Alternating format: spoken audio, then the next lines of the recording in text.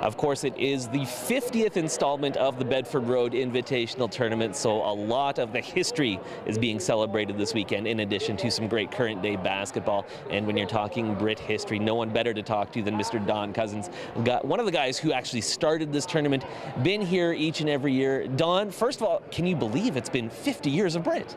Yeah, I know. I'm getting older, and I worry about that. But it's been great. It's been good. I've been at all 50, and it's just been great to be here. Let's go back to year one, your memories of that, because organizing something like this with this scope, what do you remember about that when the decision was made, let's have this tournament? What was it just like putting on that first tournament? Well, the first tournament, we had no idea what we should do, actually. We were kind of running blind here, but what we decided to do was follow as closely as possible to the Luther Invitational Tournament down there. And although we only had the 8 teams from Saskatoon in the tournament, we did decorate the gym a little bit, but it was just with silhouettes that went up in that north wall there.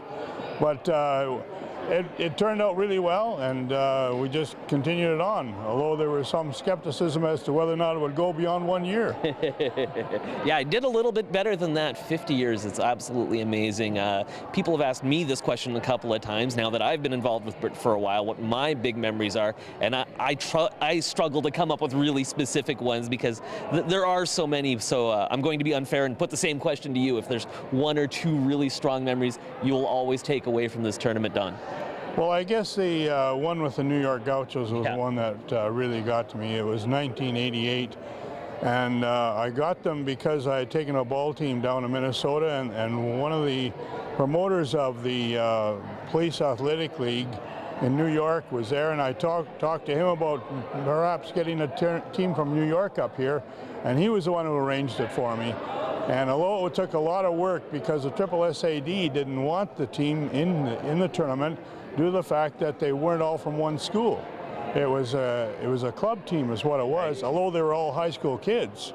It was a club team, and so it took quite a bit of administrative work in order to convince the SSAD and other members of the basketball community that we should have that team in the BRIT tournament. Yeah, absolutely. That year was unforgettable in the history of BRIT as well. Of course, we've also had teams from Australia. We had teams from right across the country. This is really good because it not only spreading that message of basketball and the high level of basketball we've seen here at Bedford Road, but I think it's also helped spread that image of Saskatoon, and people have gone back to New York or Australia and talked about this city up in the prairies where it's really, really cold, but man, they love their basketball. I think that's pretty cool too. Yes, it is. It's very good.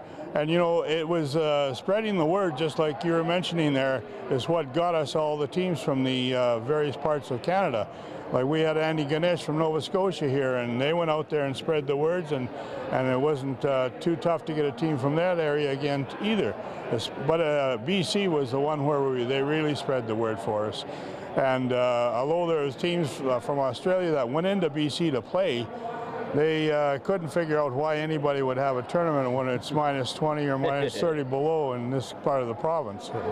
But anyway, that's the way it went, spreading the word, and it was a good tournament. It is a good tournament.